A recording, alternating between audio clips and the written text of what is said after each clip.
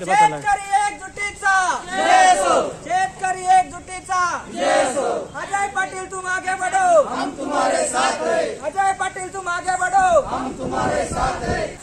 और कोण म्हणता देणार नाही, घेतल्याशिवाय राहणार नाही। और कोण म्हणता देणार नाही, घेतल्याशिवाय राहणार नाही। जय जवान, जय किसान, जय जवान, जय किसान माता की जय, जय जवान, जय किसान। अजय पाटिल तुम आगे बढ़ो, हम तुम्हारे साथ हैं। पोलीस प्रशासनाचा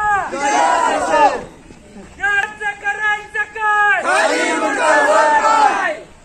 तहसील कार्यालय येथे संघर्ष योद्धा श्री अजय पाटील साळुंखे यांच्या सन्मानार्थ हे जे आंदोलन इकडे पुकारण्यात आलेलं आहे त्या संदर्भात त्यांच्या स्वपत्नी अर्चना अजय पाटील साळुंखे यांच्याकडून आपण थोडक्यात मत जाणून घेऊ।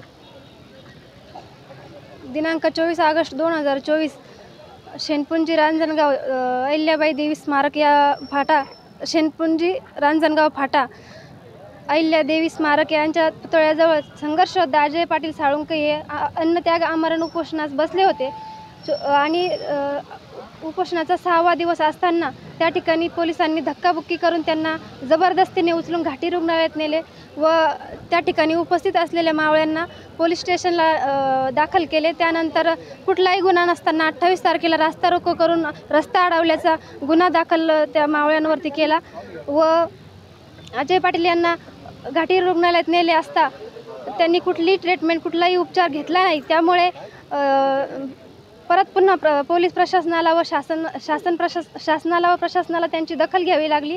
त्यानंतर प्रत्येक डिपार्टमेंटचं लेखी पत्र आलं व ज्या कामगार आणि शेतकऱ्यांच्या मागण्या होत्या आमरण उपोषणातील ज्या मागण्या होत्या त्या संदर्भात त्यांनी पत्र काढले आणि परत पुन्हा 11व्या दिवशी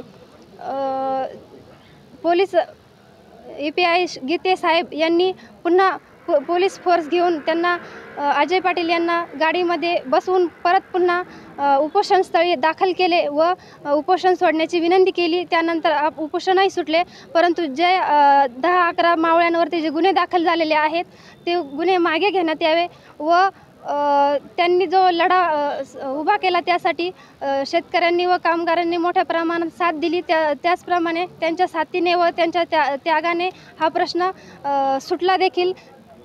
म्हणून त्या संदर्भात आज वैजापूर तहसील कार्यालय या ठिकाणी समर्थन आंदोलन करण्यात आले व या समर्थन आंदोलनामध्ये संपूर्ण वैजापूर तालुक्यातील समस्त शेतकरी व कामगार बंधू मोठ्या संख्येने उपस्थित होते। त्याबद्दल त्यांचे मी आभार मानते आणि जे गुन्हे दाखल झालेले आहेत त्याबद्दल मी पुन्हा एकदा शासनाला व प्रशासनाला विनंती करते की नाहक केलेले गुन्हे मागे घेण्यात यावे, नसता कामगार आणि शेतकरी बंधू हे रस्त्यावर उतरतील व उद्रेक होईल, कायदा सुव्यवस्थेचा प्रश्न निर्माण होईल। म्हणून शेतकऱ्यांना व कामगारांना तुम्ही कायदा हातात घेण्यास भाग पाडू नका। म्हणून जे झालेले गुन्हे आहेत ते लवकरात लवकर मागे घ्या एवढीच विनंती करते।